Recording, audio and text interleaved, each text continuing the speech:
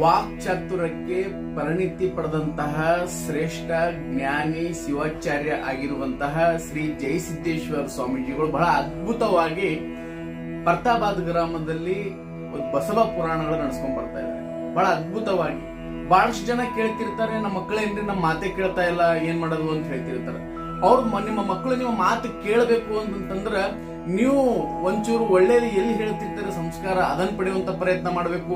ಅದನ್ನ ಪಡೆದ ನಂತರ ನಿಮ್ಮ ಮಕ್ಕಳಿಗೆ ಹೇಳುವಂತ ಪ್ರಯತ್ನ ಮಾಡಬೇಕು. ನಿಮ್ಮ ಮಕ್ಕಳಿಗೆ ನೀವು ಹೇಳಕ್ ಆಗಿಲ್ಲ ಅಂದ್ರೂ ಪರವಾಗಿಲ್ಲ, ಆದ್ರೆ ನಿಮ್ಮ ಮಕ್ಕಳನ್ನ ನಿಮ್ಮ ಕುಟುಂಬದವ್ರನ್ನ ಎಲ್ಲಿ ಪ್ರವಚನ ಪುರಾಣ ನಡೀತಿರ್ತದ ಆ ಜಾಗದಲ್ಲಿ ತಂದು ಸ್ವಲ್ಪ ಕುಂದ್ರಿಸಿ ಕೇಳೋದ್ರಿಂದ ಏನಪ್ಪಾ ಅಂತಂದ್ರೆ ಮನಶುದ್ಧಿ ಬಹಳ ಆನಂದವಾಗ್ತಿರ್ತದ.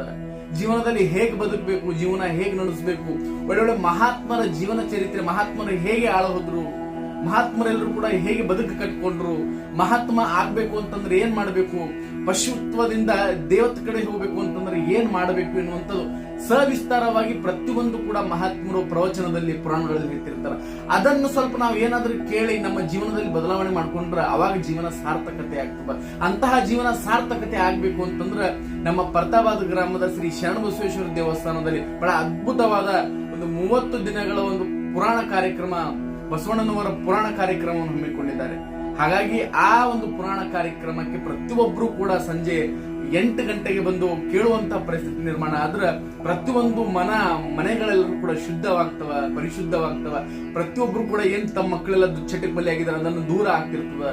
ಎಲ್ಲಿ ಸತ್ಸಂಗದಲ್ಲಿ ಇರ್ತಾವ, ಸತ್ಸಂಗದಲ್ಲಿ ಪಾಲ್ಗೊಂತಿರಲ್ಲ, ಆ ಸತ್ಸಂಗದಲ್ಲಿ ಒಳ್ಳೆ ವೈಚಾರಿಕತೆ ಬರ್ತದ, ಒಳ್ಳೆ ಸತ್ಸಂಗದಲ್ಲಿ ಸಾತ್ವಿಕತೆ ಬರ್ತದ. ಹಾಗಾಗಿ ನಾವೆಲ್ಲರೂ ಕೂಡ ಆ ಸತ್ಸಂಗದಲ್ಲಿ ಭಾಗವಹಿಸಿ ಆ ಪುರಾಣ ಕಾರ್ಯಕ್ರಮ ಏನಾದ್ರೂ ಕೇಳಿದ್ದೇ ಆದ್ರೆ ನಮ್ಮ ಜೀವನ ಪರಿವರ್ತನೆ ಆಗ್ತದೆ, ನಮ್ಮ ಭವಿಷ್ಯದ ಪರಿವರ್ತನೆ ಆಗ್ತದೆ. ಆ ಪರಿವರ್ತನದಲ್ಲಿ ಎಲ್ಲರೂ ಕೂಡ ಭಾಗವಹಿಸಿ ಎಲ್ಲರೂ ಕೂಡ ಮೆರುಗು ತಂದಿ ನಾವೆಲ್ಲರೂ ಕೂಡ ಒಂದು ಒಳ್ಳೆ ರೀತಿಯಲ್ಲಿ ಹೇಗೆ ನಮ್ಮ ಶರಣಬಸವೇಶ್ವರ ಒಂದು ಪಾದ ಸ್ಪರ್ಶದ ಒಂದು ಹೆಮ್ಮೆಯ ಭೂಮಿ ನಮ್ಮ ಪರ್ತಾಬಾದ್. ಹಾಗಾಗಿ ಈ ಪರ್ತಾಬಾದಲ್ಲಿ ಪ್ರತಿಯೊಬ್ಬರು ಕೂಡ ಒಂದು ಬಂಗಾರದ ಬೆಳೆ ಬೆಳೀತಾ, ಬಂಗಾರದ ಒಂದು ಕುಟುಂಬಗಳು ಎಲ್ಲರೂ ಸಹಿತ ನಾವೆಲ್ಲರೂ ಕೂಡ ಒಂದೇ ಎನ್ನುವಂತ ಮನೋಭಾವನೆ ಇಟ್ಕೊಂಡು ನಾವೆಲ್ಲರೂ ಕೂಡ ಆ ಪ್ರವಚನ ಪುರಾಣಗಳಲ್ಲಿ ಭಾಗವಹಿಸಿ ಅತ್ಯಂತ ಹೆಚ್ಚಿನ ಸಂಖ್ಯೆಯಲ್ಲಿ ಕರೆದುಕೊಂಡು ಬರುವಂತ ಪ್ರಯತ್ನ ನಾವು ಮಾಡ್ಬೇಕಲ್ಲ. ಯಾಕಂದ್ರೆ ನಾನು ಮಾತ್ರ ಒಳ್ಳೆ ರೀತಿಯಲ್ಲಿ ತಿಳ್ಕೊಂಡ್ರೆ ಸಾಕಾಗುತ್ತಾ? ಹಾಗಾಗಿ ನನ್ನ ಜೊತೆ ಎಲ್ಲರೂ ಕೂಡ ಒಳ್ಳೆ ಭವ್ಯ ಬದುಕು ಕಟ್ಕೋಬೇಕಂದ್ರೆ ನಾವೇನ್ ಮಾಡ್ಬೇಕು ಅಂತಂದ್ರೆ ಪ್ರತಿಯೊಬ್ಬರನ್ನ ಹೇಳ್ಬೇಕು, ಅಲ್ಲಿ ಪುರಾಣ ಕಾರ್ಯಕ್ರಮ ಇದೆ, ಪ್ರವಚನ ಕಾರ್ಯಕ್ರಮ ಇದೆ, ಎಲ್ಲರೂ ಕೂಡ ಬನ್ರಿ, ನಾವೆಲ್ಲರೂ ಕೂಡ ಒಂದೆರಡು ಮಾತು ಕೇಳೋಣ, ಆ ಶಿವನುಡಿ ಕೇಳೋಣ, ಆ ಆಳಿ ಒಂದು ಬಸವಣ್ಣನವರ ಜೀವನ ಚರಿತ್ರೆ ಕೇಳೋಣ, ಅವ್ರು ಹೇಗೆ ಬದುಕು ಕಟ್ಕೊಂಡ್ರು ಅನ್ನುವಂತ